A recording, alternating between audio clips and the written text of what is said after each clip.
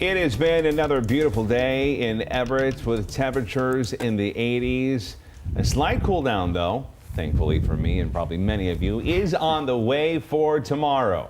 Meteorologist Adam Claymont is tracking that forecast for us. Adam. Hey, yeah, so we did see a slight cool down today. So we have more of those changes on the way next couple of days as the air mass is going to stay very warm, stay in the range of, probably more of those heat advisories. But by the time we get into the weekend, it's going to be much better. So lows this morning, I wanted to point this out right here.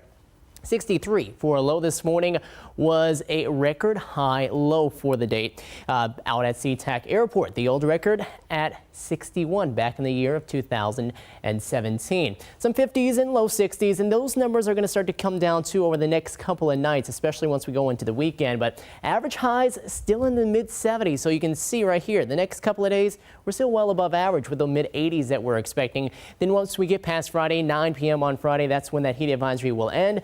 Our numbers get closer to average, although it looks like we're still going to be above normal for your Saturday, Sunday, and Monday for the Labor Day weekend. Heat advisories in effect until 9 p.m. We still have highs that are expected to be in those mid 80s up until that time. SchoolNet site right now showing all the sun that we have out there. It's been another beautiful day, a little more comfortable. The haze, though, that's really been blocking some of our very blue skies that we usually have. Right now in Bellingham, we have looks like something flying in the sky right there, but hazy sunshine there as well. And then skies have been a lot more cloudy. That onshore flow has picked up, and it's going to be keeping temperatures much cooler here in Westport as we go throughout the rest of the evening and then on into the night as well.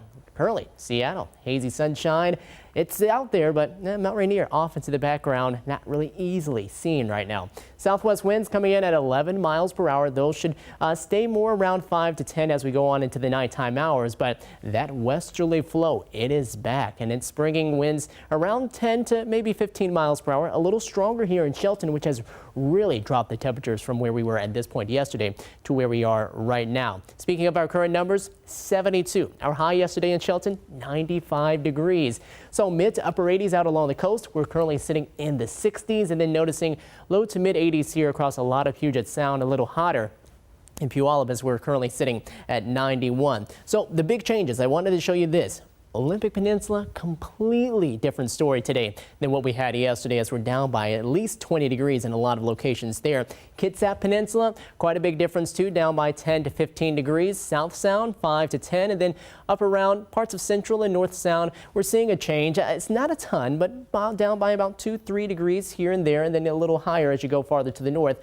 It's been a little more comfortable, to say the least. So we have quiet conditions here on this side of the mountains. Then you go farther towards the east, and this short wave, this area of low pressure, very, very weak system that's moved on through, helped to bring back a little more of that onshore flow. Plus, it's helping to produce a few more of those showers and storms on this side of the state. Now, we had a few sprinkles out there early this morning. Didn't really see a whole lot out of it, but those will continue to race northward. We'll eventually start to see this big cloud mass right here, part of a larger trough that's going to dive down and eventually start to arrive as we go later on into the time we head into the weekend, which will cool temperatures down. So here's that 7-day forecast. Labor Day, on Monday, but it is going to cool down, and we'll get those highs into the upper 70s to low 80s. A little cooler on Labor Day itself, maybe even a few showers early that morning.